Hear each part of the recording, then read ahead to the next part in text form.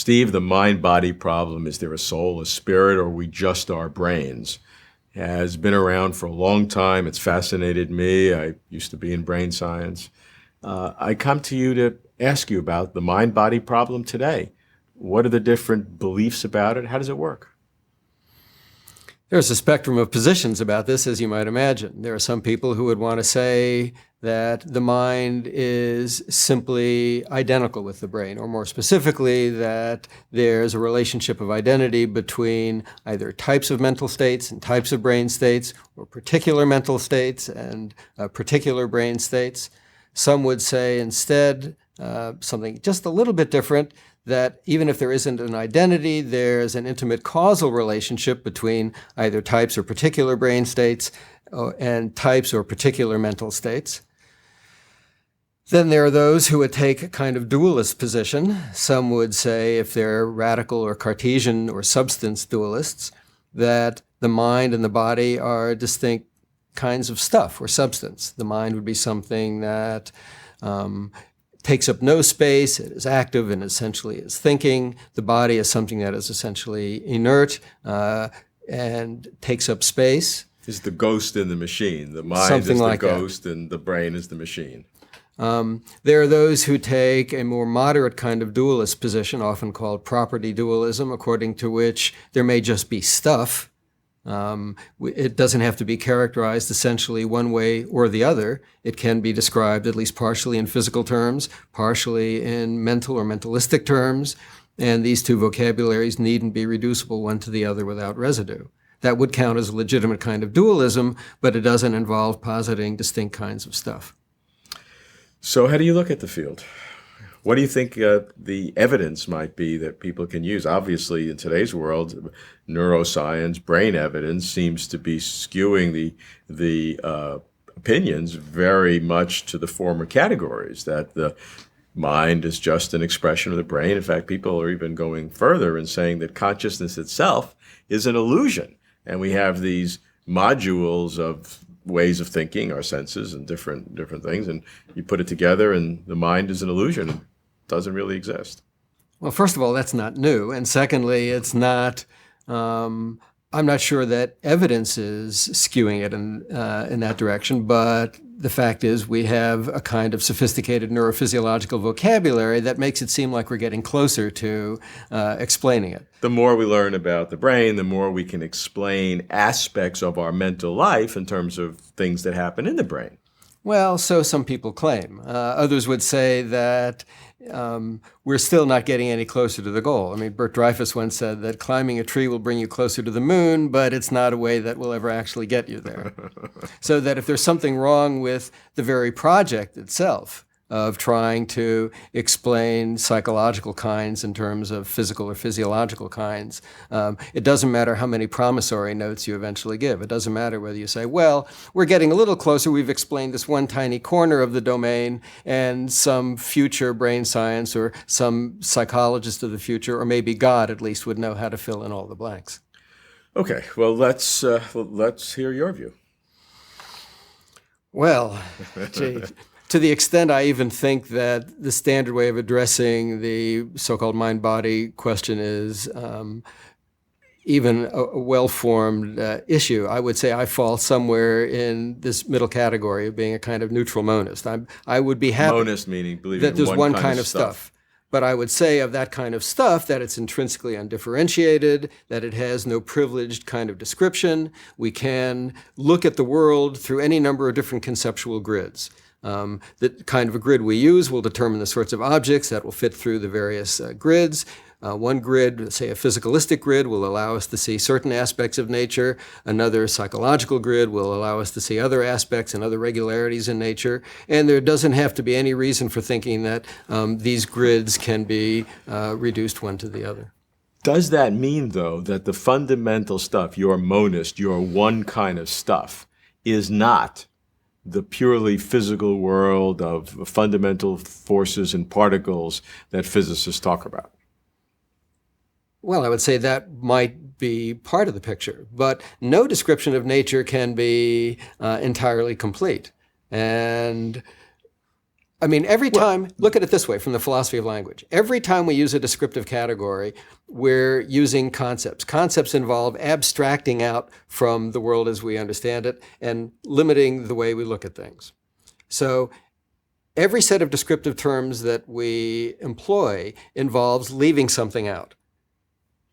And no set of descriptive categories, it seems to me, can take in the entire picture. So we've got to employ one kind of conceptual grid, one set of descriptive categories to understand one aspect of nature, and another set. And probably there's an indefinite number of descriptive categories we can use. And there's no reason, except a certain kind of scientific chauvinism, for thinking that the descriptive grid of the physicist or the physiologist has to be inherently privileged. Well, fundamental physicists, chauvinists or not, they believe they're just describing reality, would say that all of your categories, however many infinite ones you want, are products of the human mind, which itself is an emergent or derivative property of the evolution of the human brain. So, and the brain is ultimately founded on chemistry and then fundamental physics, and very complicated, of course, but ultimately you're dealing with the fundamental forces of physics and particles of physics in some extraordinary complicated way,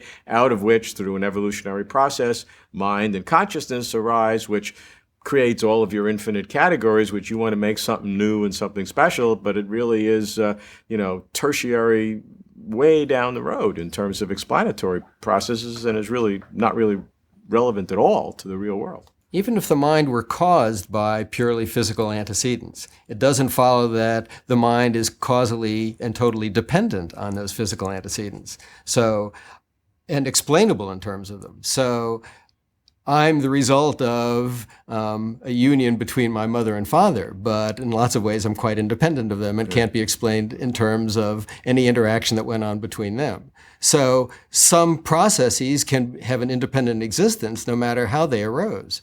And whatever the correct causal story is about the emergence of mind, whatever the correct picture may be, it nevertheless seems to be the case that the mind has its own appropriate set, or maybe several appropriate sets of descriptive parameters within which we can understand its regularities, its nuances, and so on, which don't themselves reduce to physical terms. To get back to your monist one kind of stuff that exists, if the mind is indeed whatever the mind goes on to do, even if it's not, can't explain all of its causes, if it's derivative from a purely physical, then the monist stuff is a purely physical stuff, even if later on it creates something which can't be totally explained in terms of its explanatory power. If it's totally caused by this physical world of forces and particles, then that's the substance of your monism, nothing else. Look, whether it's derivable from the purely physical is an open question, and it's not even clear what that means. I mean, we don't know how to describe whatever primordial stuff there may have been. That's a conjecture that some people have. It's not as if that's an empirically established fact. It's simply a conjecture, and we can debate all we want about what the mind may have emerged from. The fact is we have it here and now, and how are we going to understand it? That seems to me to be the challenge that matters. Well, I mean, let's look at that carefully. I mean, if we are trying to understand the mind, that's fine. But if we're trying to say that the fundamental aspects of reality is based upon, is one thing that is sort of amorphous, and then if you look at it with one grid, you see the physical forces and particles, you look at it with another grid, you see the categories of mind, that says something different about what's that fundamental stuff beneath everything. I'm trying to find out if that stuff is real, or it's just the purely physical stuff that's real and everything comes out of that physical stuff. I don't know how to answer that. I mean, there's stuff. I know how to ask it. Yeah. Look, there's stuff. There's clearly stuff. Right. And it has innumerable aspects. And our job, presumably, is to find some way of making the most systematic sense out of it. And our conceptual categories evolve with time. I mean, that's what intellectual progress is, I think. Okay. I think I hear you saying that no matter how much brain science progresses, no matter how much we can explain every sense, every cognition, every emotion, every aspect of what we call human intelligence, or that no matter how far we go, you're never going to be satisfied that we are really explaining the substance and the essence of what mental life is all about. Not in the way that you would like. I mean, it's not just that I'm an anti-physicalist, I'm an anti-mechanist. I mean, I don't think we can give lower level explanations by analysis in terms of psychological regularities or psychological capacities. Where does that take us then? It takes us to new ways of understanding human behavior, of explaining human behavior not as if it's emitted by a kind of behavior mechanism, but to see and understand human action only as one of a indefinitely large number of possibilities in a much grander action space. Is it only for human behavior that we are making progress, or can we understand something about the environment in the physical universe, or the universe as well?